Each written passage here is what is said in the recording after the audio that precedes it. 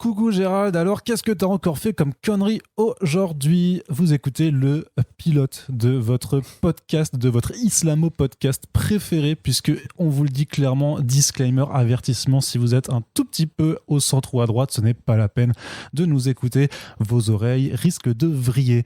Coucou Gérald, qu'est-ce que c'est? C'est un podcast qui est là pour rendre hommage à nos Gérald. Qu'est-ce que c'est un Gérald? Un Gérald, c'est tout simplement un homme, une femme, un groupe politique qui fait de la merde et à qui on a envie de lui dire tout simplement, puisqu'il y a un moment, voilà, vous avez tous les pouvoirs, vous faites vos conneries, c'est bien, ça amuse la galerie, sauf qu'en vrai, vous êtes relou et il y a pas mal de gens qui ont envie que vous le sachiez. Alors, pour ce premier épisode qui a mis du temps à venir, Coucou Gérard, c'est une idée qui remonte déjà à l'hiver 2020 et on enregistre seulement au printemps, mais bon, tout vient de ta point, à qui c'est attendre, comme dirait Jean Castex. Eh bien, on a qui est-ce qu'on t'appelle? Oui, on va t'appeler, on a Yérim avec nous aujourd'hui. Salut Yérim. Salut, ça va? Ça va très très très bien, je suis heureux que tu sois là pour introduire le premier numéro de Coucou Gérald, un podcast qui va durer une éternité, bien entendu, vu le temps qu'il a mis à se mettre en place. Alors, quel est le Gérald que tu vas nous présenter aujourd'hui et de qui tu as envie de parler? De base, moi je voulais parler du Gérald originel. Le vrai, le true one. Tu vois, mais vu il y a beaucoup de trucs qui ont déjà été dits sur lui, donc je me suis dit on va parler d'autres choses, mais on va parler de gens qui sont pas trop loin de lui non plus.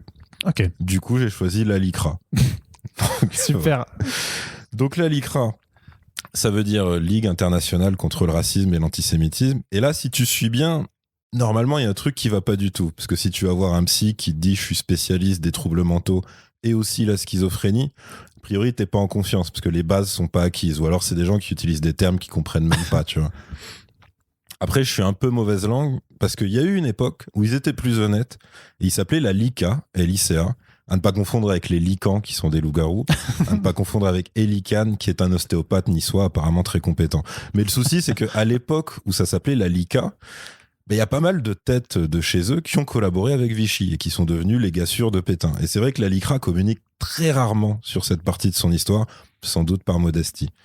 Après, c'est la seule asso antiraciste. Quand tu tapes leur nom dans une barre de recherche, tu trouves d'abord des accusations de racisme contre eux. Et ça, c'est plutôt très fortiche.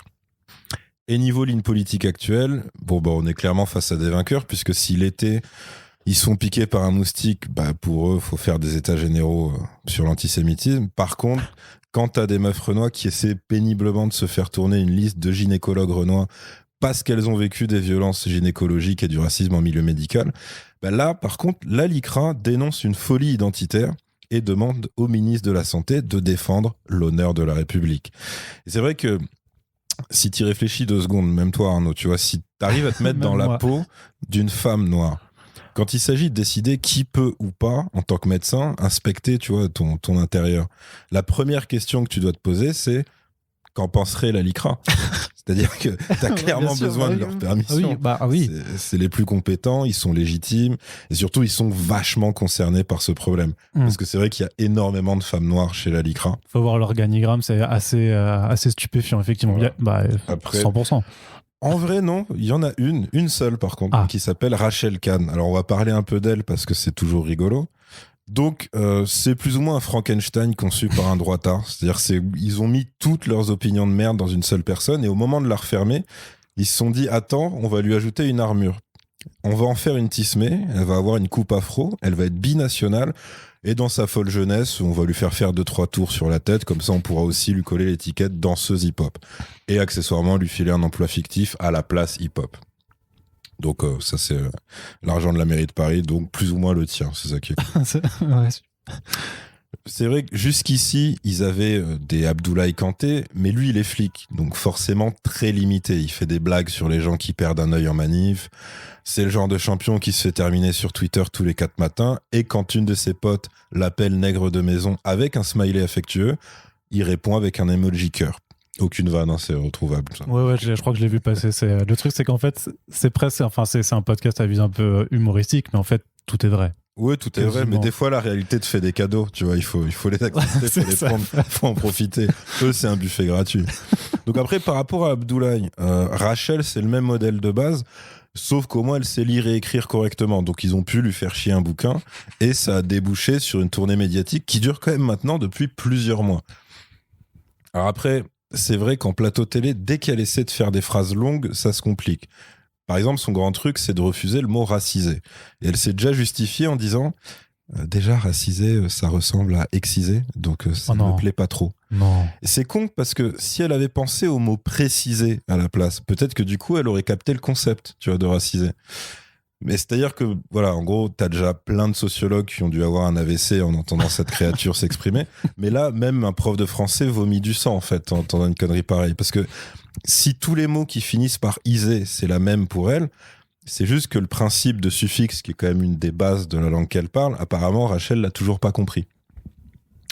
Et il faut ajouter qu'à la base, elle a un parcours assez cocasse. Parce que, vu qu'elle est actrice, elle a fait partie du film documentaire Ouvrir la voie en 2017, où tu avais effectivement des femmes noires françaises qui s'exprimaient sur leur place dans la société en dénonçant ce qu'elles subissaient. Puis en 2018, elle était aussi à Cannes, où elle avait créé l'événement aux côtés d'autres actrices comme Aïssa Maga, par exemple, pour laisser Noir n'est pas mon métier, qui dénonçait le fait qu'elles avaient soit pas de rôle au cinéma, soit des rôles trop clichés. Et quelques temps plus tard, elle a tranquillement expliqué qu'Aïssa Maga, quand elle dénonce le racisme, c'est sympa, mais quelque part, c'est mieux quand elle ferme sa gueule. Ensuite, elle a critiqué Lilian Thuram pour ses prises de position. Elle a même critiqué les cheveux d'Assa Traoré, parce que oui, c'est possible de faire ça, après lui avoir gratté l'amitié le temps d'une photo. Donc tu sens que niveau dignité, on est plutôt dans le négatif. Et après, bon, elle s'en est plus ou moins prise à tous les gens qui ont déjà pensé une fois dans leur vie « ce serait pas du racisme, ça ?» Parce que pour Rachel, l'important, c'est pas la réalité de ce que tu vis, c'est ta volonté, tu vois. C'est-à-dire, c'est le genre de débile, si tu lui dis « ouais, en fait, j'ai un cancer », elle va te répondre « t'as essayé de faire du yoga ?» Parce que l'important, c'est de garder le moral. Ça. Non, championne, l'important, c'est de se soigner, en fait. Alors, pour la Lycra, elle, c'est un Pokémon rare. Parce que c'est la seule. Donc, ils ont développé un certain fétichisme par rapport à elle. Et autant c'est amusant, autant c'est très, très gênant. Parce que t'as toujours un mec pour dire bravo Rachel, tu es une brave bête, tu penses exactement comme nous. Et au milieu, ça glisse toujours un petit en plus, quelle beauté. Alors, c'est très sympa, Michel, mais c'est pas du tout le sujet. Puis tu vas me ranger cette boîte de Kleenex, tu seras gentil. Alors, c'est des mecs qui sont tellement universalistes que dès qu'il y a une autre femme noire qui leur plaît pas, ils lui envoient Rachel. Avec le côté, nous aussi, on a une noire et elle est mieux que la tienne. Donc, fatalement, tous les 4 matins, ils lui attrapent les chevilles et ils la lancent de toute leur force sur Rokhaya Diallo, particulièrement sur Twitter. Ouais. Après, il faut rappeler que le CM de la Lycra, c'est leur délégué général, pardon, c'est Stéphane Nivet, qui est aussi cadre du Printemps républicain, parce que c'est, voilà, moins par moins, ça fait plus. Donc, c'est un mec, quand il était avec ses potes du Printemps républicain sur Facebook, il lâchait des petites perles. Quand il parle d'une meuf qu'il aime pas, il va dire elle taille des pipes à 5 € sous le pont de Neuilly, elle a le physique d'une bouche d'incendie, etc. Donc, quelque part, c'est cool si le mec peut s'épanouir dans son nouveau travail en mêlant l'utile à l'agréable, c'est-à-dire harceler des gens et être payé pour ça. C'est quand même, moi, c'est un truc que je vise personnellement. Donc, comme tu auras compris, c'est quand même des gens chez la Lycra qui sont apparemment terrifiés par Rokhaya Diallo. Alors qu'actuellement, le gros des activités de Rokhaya, c'est des podcasts et des interventions chez Hanouna. Donc, on n'est pas vraiment sur un profil à la Harriet Tubman ou Angela Davis. Au grand max, si tu la croises, elle va te proposer des pansements de couleur marron, mais pas plus. Donc, si cette meuf les fait flipper au point de parler d'elle tous les 2 jours, il serait peut-être temps de se remettre en question, les gars. Après, je capte la fascination qu'ils ont pour les combats de femmes noires en cage, on l'a tous eu. C'est comme ces ados qui postent des photos de Shai et d'Aya Nakamura en maillot de bain et qui disent « Ah, je préfère plutôt celle-là. Ah non, moi, c'est plutôt l'autre. » Sauf qu'un jour, t'as 16 ans et puis t'arrêtes de t'afficher. Bah, eux, non. Eux, c'est plus l'équivalent du beauf de 50 balais qui matait Fort Boyard avec une main dans le froc en attendant l'épreuve des meufs qui combattent dans la boue. Ouais, ça sent le vécu, ça. J'ai eu une enfance difficile, je passais mes vacances chez mes grands-parents à Pau. Mais j'avais 11 ans. J'étais pas une asso pseudo-antiraciste. Mais c'est quand même resté. C'est complètement resté. Ça partira jamais. Petit point culture, le président actuel de la Lycra s'appelle Mario Stasi. Et Stasi, c'était le nom de la police politique de l'Allemagne de l'Est. Comme quoi, des fois, la nature s'acharne. Mais bon, il y a 3 jours, le Super Mario, il était en conférence avec Denis Florent. Et Denis Florent, c'est juste un mec d'extrême droite qui a même réussi à se faire têche de Radio-Canada pour ses propos anti-islam. Donc a priori, la LICRA pratique le recyclage des ordures et ça c'est cool, faut penser à la planète. Donc, entre la publication de 2 dessins anti-rebeux ou anti-musulmans, mais en général ils arrivent à faire les deux en même temps, c'est des mecs assez polyvalents, on peut pas leur enlever ça. Ils nomment aussi des gens qui ont le droit d'intégrer leur association. Par exemple, très récemment, ils ont annoncé Édouard Philippe et Manuel Valls au comité d'honneur. Alors, je te vois venir, tu vas me dire, bah, c'est cool, vu qu'ils sont dans leur comité d'honneur, on pourra enfin leur en prêter un. Ouais. Sauf que non. Et non, parce que l'honneur de la LICRA, il s'est barré par la fenêtre depuis les années 40, je l'ai déjà dit au tout début, il s'agirait de suivre. Ils ont dit, pour présenter Manuel Valls succède à Simone Veil.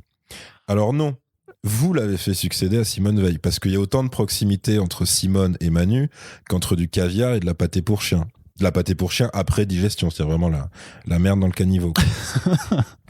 Et ils se sont également surpassés récemment, puisque notre ami Gérald 1.0, le Gérald d'origine, le guerrier légendaire, il a écrit un bouquin.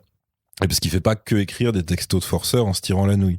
Ce bouquin parle de séparatisme islamiste, parce qu'on change pas une équipe qui gagne. Et il y a un passage assez génial. C'est-à-dire que Gérald, il fait un parallèle entre ce qu'il veut faire aux musulmans aujourd'hui, à travers ses propositions de loi, et ce que Napoléon a fait aux juifs au 19e siècle. C'est-à-dire qu'il dit, voilà, ça c'est une vraie citation, Napoléon s'intéressa à régler les difficultés touchant à la présence de dizaines de milliers de juifs en France. Certains d'entre eux pratiquaient l'usure et faisaient naître troubles et réclamations. Et ensuite, il se félicite de cette, toujours je cite, lutte pour l'intégration avant l'heure. Alors pour ceux qui auraient des doutes, Napoléon, il a surtout retiré des droits aux juifs.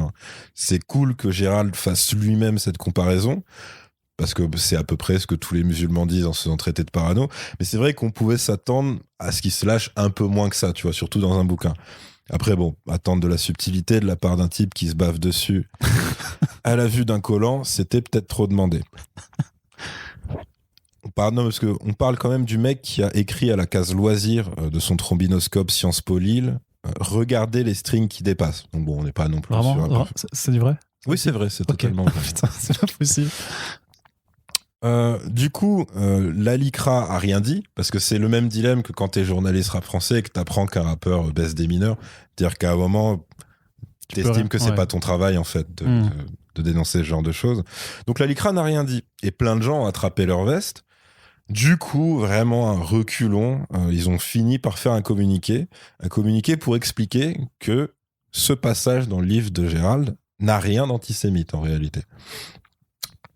Et ils disent que Monsieur Darmanin étaye sa théorie politique dans une filiation historique avec Napoléon, ça relève du débat d'idées et de l'appréciation de chacun. Bon, après, ils disent aussi qu'il faut remettre les actions de Napoléon dans le contexte. Bref, t'as le bingo des excuses d'attardés. Bon, de toute façon, je veux pas m'étendre là-dessus parce qu'ils se sont clairement fait exploser par pas mal d'historiens consternés.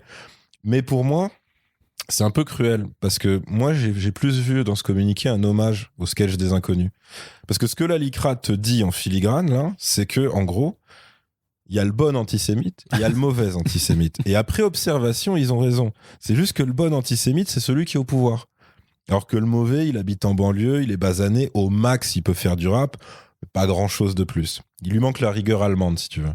Alors que Darmanin, si tu fais abstraction de sa coupe de cheveux, qui est quand même très proche de l'anarchisme, tu vois dans ses yeux qu'il a une petite vibe rafle du Veldiv en lui. Il y a un potentiel. Tu sens que quand il regarde le préfet l'allemand, encore un nom rigolo d'ailleurs, il le regarde un petit peu comme Pétain regardait Maurice Papon à l'époque. Il y a une alchimie, il y a de la complicité. C'est un peu, si t'as déjà vu Jordan jouer avec Scottie Pippen ou Zizou avec du Gary, c'est le même genre d'automatisme, tu vois. Bon, sauf que là, c'est pas pour marquer des points avec un ballon. Leur objectif est légèrement moins ludique, mais sinon, c'est pareil, quoi. Donc, comme disait le rappeur Carson, tu sers à rien comme le R de la LICRA. Bon, ben là, il va falloir rendre le A également, les gars. Donc, bref, la LICRA, c'est comme si le CRIF et SOS Racisme avaient eu un gosse illégitime et pas après un rapport amoureux. Non, plutôt après une insémination artificielle pratiquée par un vétérinaire bourré. Et qu'ensuite, l'enfant, après avoir été accouché par le cul, il aurait été élevé par Michel Leb. Et que en plus, après, toute sa vie, même d'adulte, eh ben, il continue de vouloir te gratter de l'argent de poche. Parce qu'à un moment, quelqu'un va devoir tirer la chasse. Parce que la LICRA, c'est quand même un demi-million d'euros de subventions par an. Moi, je te cache pas que j'ai déjà connu des chasses qui sont moins coûteuses. C'est parfait. Parfait, merci beaucoup pour ce premier texte. Voilà, c'était notre premier Gérald. Tout le plaisir est pour moi. Voilà. Bon, on va avoir des problèmes, hein, toi et moi, peut-être, je ne sais pas. En tout cas, si ça vous a plu et que vous voulez entendre d'autres petites envolées lyriques de la sorte, n'hésitez pas à nous le signifier. Partagez tout ça. Puisque, effectivement, comme vous l'a dit, hein, même si on rigole, en fait, quasiment, il y a tout qui est vrai, en fait. Et donc, si ça, après le rire, ça vous débecte un petit peu, n'hésitez pas également à le faire savoir. C'était la première de Coucou Gérald. On ne sait pas combien de temps va durer. À bientôt. Salut. À plus.